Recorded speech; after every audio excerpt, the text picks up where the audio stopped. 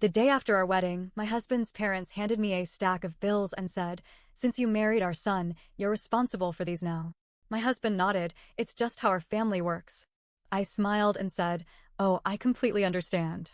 Their smug faces dropped when they saw the paperwork I had just filed. I should have seen it coming. Looking back, there were signs everywhere. Little things I ignored because I thought I was just overthinking, or worse, being rude. I loved Daniel. He was sweet, thoughtful, and made me feel safe. But his family? That was a different story. They were too involved in his life.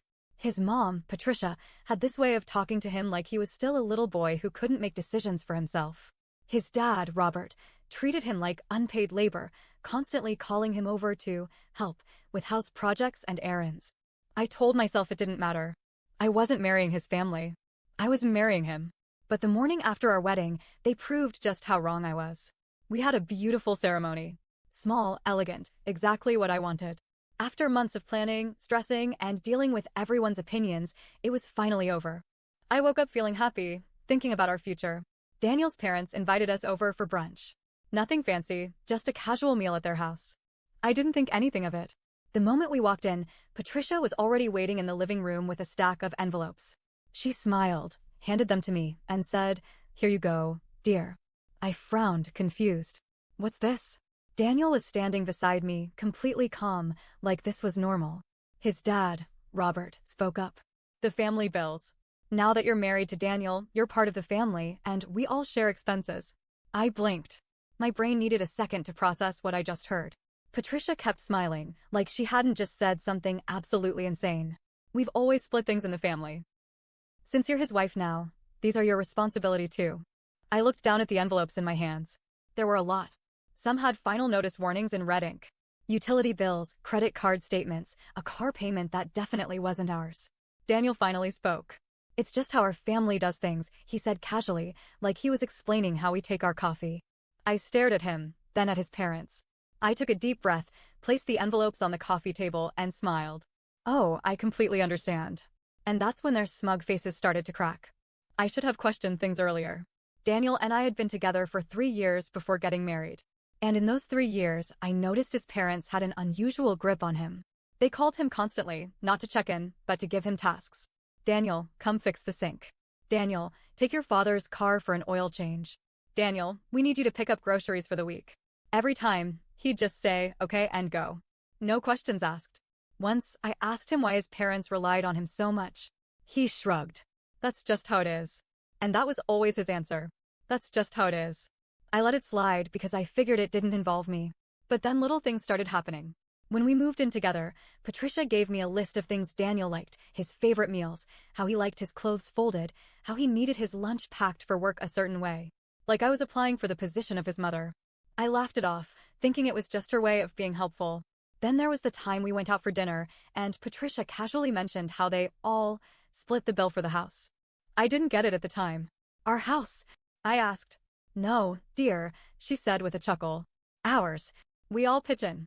I thought she meant Daniel occasionally helped them with expenses. I didn't realize she meant they expected me to start paying too. Looking back, so many things made sense now. Like how Daniel never seemed to have much money, even though he made a decent salary. Or how he never wanted to talk about finances when we were planning the wedding. Or the way his mom made an offhand comment one night about how nice it would be to finally have another woman in the family to help carry the load. I assumed she meant emotionally. She meant financially. They expected me to absorb Daniel's share of their household expenses the moment I became his wife. That's why they waited until after the wedding. They knew if they sprung this on me earlier, I would have run for the hills. But now? In their minds, I was trapped. They thought I would just nod, say, "Of course," and start paying their bills. They thought I wouldn't question it. They thought I wouldn't have a way out. They had no idea who they were dealing with. The moment I said, "Oh, I completely understand," something shifted in the room. Patricia's smile twitched, just a little. Robert's confident posture stiffened. They were expecting shock. Maybe even tears. What they got instead was calm. Daniel, however, looked relieved. Like he thought I had just agreed to their insane plan. I picked up the stack of envelopes again, flipping through them as if I was actually considering paying. A past-due mortgage notice. A maxed-out credit card. A hospital bill from last year. A car payment, for a car I had never even seen before. I took my time looking at each one, nodding like I was mentally calculating how I'd divide the payments. Then I asked, "So, Just to be clear, this is how it works? Everyone pitches in equally? Patricia perked up. Yes, dear. We believe in family responsibility. Daniel nodded. It's fair, he said, like this was the most normal thing in the world. I placed the bills back on the table and clasped my hands together. Well then, I'll need some details. How much is your share? Patricia blinked. I beg your pardon? I smiled. Your share.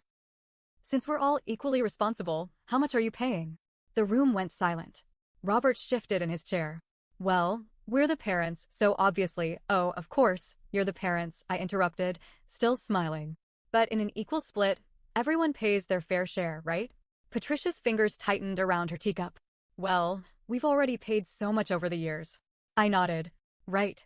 And now you're splitting it evenly. So how much do you pay every month? She opened her mouth, then shut it. I turned to Daniel. And how much have you been paying? He hesitated. Well, I send them what I can. Oh! I raised an eyebrow. And how much is that? More silence. I leaned back. So just to summarize, there's no actual split. You just pay whatever you feel like, and I'm supposed to cover the rest. Patricia's face went red.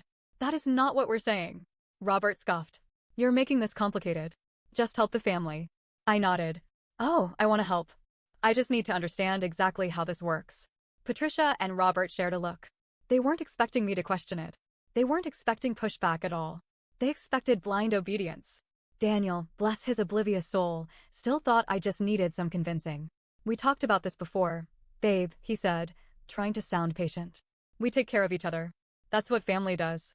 Oh, of course, I said. Which is why I already took care of something. Patricia's head snapped up. What do you mean? I reached into my purse, pulled out a neatly stapled document, and placed it on top of the bills. A copy of a newly filed marriage license, listing our finances as separate. Patricia's face drained of color. Robert sat up straight. What the hell is this? Daniel stared at the papers like they had just materialized out of thin air. Wait, what is this? Oh, I said lightly, just a little legal protection. See, I had some concerns about merging finances, so I went ahead and made sure that, legally, none of your debt becomes mine. Silence. You could hear the sound of Patricia's nails scraping against her teacup. But that's not fair, she finally said. You're his wife. What's his is yours. I tilted my head. Oh! So you're saying that if I had $50,000 in credit card debt, you'd be thrilled to help me pay it off? Her mouth opened. Closed. Opened again. That's different, Robert growled. Why? I asked. Debt is debt. Fair is fair. Daniel still looked stunned. I don't understand. Why would you do this? I took a deep breath. Because I saw this coming. Patricia's lips pursed so tightly, they almost disappeared. Robert looked like he wanted to throw something. Daniel looked hurt, but I didn't care. Because I wasn't falling into their trap. Not now. Not ever. The room was dead silent. Patricia looked like she had swallowed a lemon. Robert's jaw clenched so tight I thought his teeth might crack. Daniel was staring at the papers like they were written in a foreign language. I could see the wheels turning in their heads. This wasn't how this was supposed to go. I wasn't supposed to question them. I wasn't supposed to come prepared. And I sure as hell wasn't supposed to have locked down my finances before they had the chance to sink their claws in. I could feel the panic rolling off Patricia in waves. Her mouth opened and closed like a fish gasping for air. But this isn't what we agreed on, she finally managed to say. I blinked. We? Patricia, I never agreed to anything. She turned to Daniel, eyes wild. You said she was on board. You told us she understood how things work. Daniel finally found his voice. I thought she did. I thought we were building a life together. How can we do that if you won't even merge finances? I leaned forward, elbows on my knees, looking him dead in the eye. Tell me something, Daniel. When did you plan on telling me? His face paled. What? I gestured at the bills. This. The whole family shares debt thing. When did you plan on telling me it meant I was responsible for your parents' mortgage? Their credit cards? Their medical bills? Daniel's mouth opened, but nothing came out. Patricia jumped in, her voice sickly sweet. Now, dear, you're looking at this the wrong way. We're a unit. We help each other. I smiled. Oh, absolutely. And speaking of help, I reached into my bag again and pulled out another document. Patricia looked nervous. Robert looked like he was going to have an aneurysm.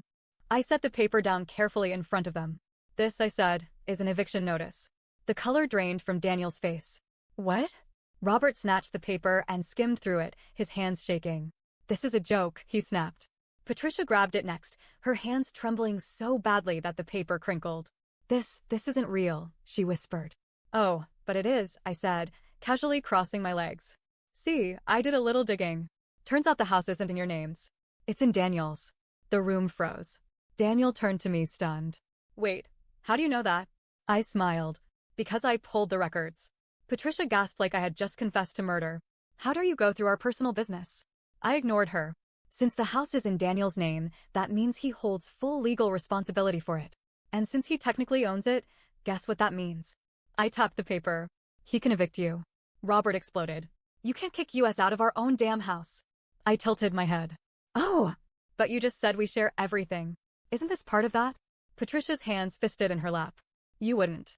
I turned to Daniel. Would you? He looked panicked. I let that hang in the air.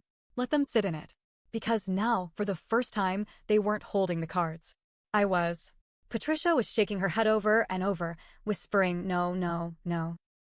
Robert looked like he wanted to throw the nearest piece of furniture. Daniel? He looked lost. I could tell his brain was short-circuiting. Because here's the thing, Daniel wasn't evil. He was just weak. He had spent his whole life doing whatever his parents told him.